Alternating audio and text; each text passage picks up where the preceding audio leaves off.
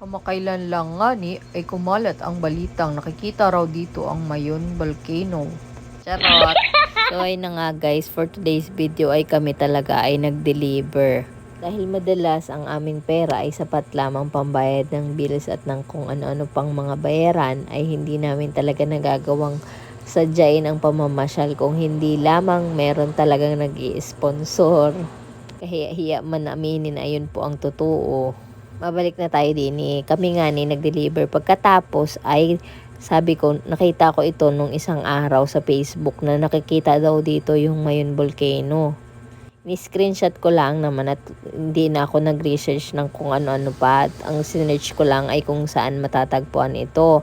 At pinindot ko na nga sa Google Map yung address. At dito nga ni kami tinuro sa daan na ito.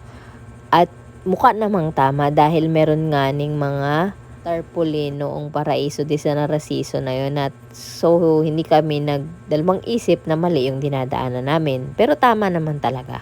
Pero may mas tama pa pala at mas malapit na daan na bago naman, kaya siguro hindi rin kami maituro doon ni Google Map.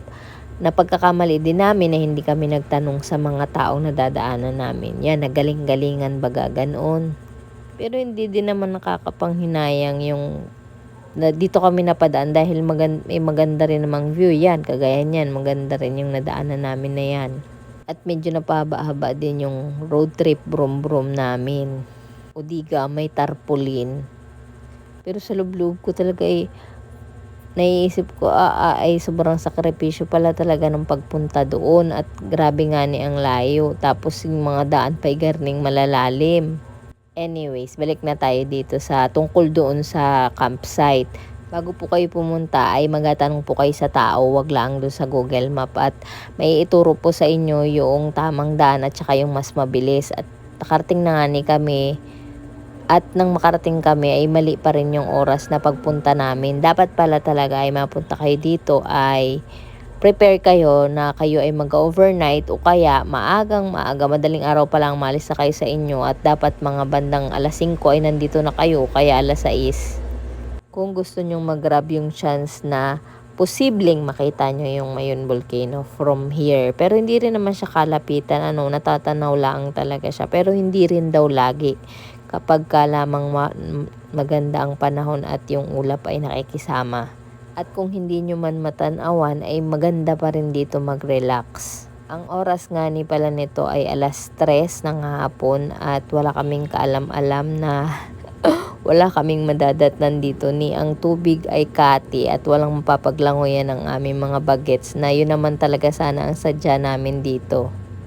At ang makipag-usap nga si Mister at nag-inquire na rin kami ng tungkol sa mga pwedeng ang accommodation dito ay kami ay lumayas na rin o umalis na rin dahil wala naman talaga na kaming gagawin at hindi kami ready na mag-overnight financially and emotionally.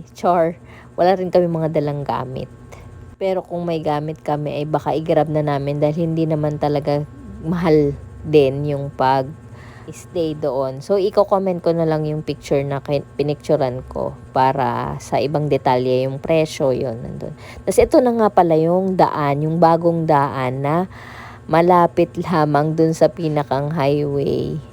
As in, sobrang lapit lang kaysa doon sa dinaanan namin kanina. Ang warning lang dito ay mataas o matarik yung ahonin dito.